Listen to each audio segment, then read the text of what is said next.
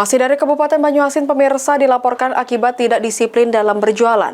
Sejumlah pedagang di Pasar Pagi Betung Banyuasin ditertibkan dan dilakukan pendataan oleh Dinas Koperindak.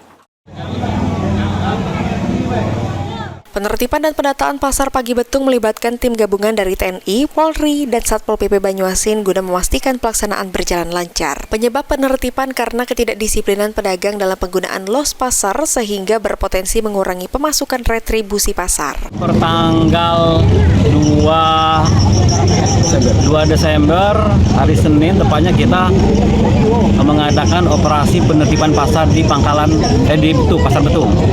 Jadi tujuannya ini untuk mencegah pasar, salah satunya ada pedagang-pedagang yang nakal, misalnya mereka berjualan di pinggir-pinggir sesuai sama penempatannya. Terus ada juga pedagang yang misalnya ambil 1, 2, 3 los, dia bayar 1 los, itu juga kami tertibkan, termasuk lain-lainnya nanti. Jadi harapan kita dari penertiban ini apa? Kedepannya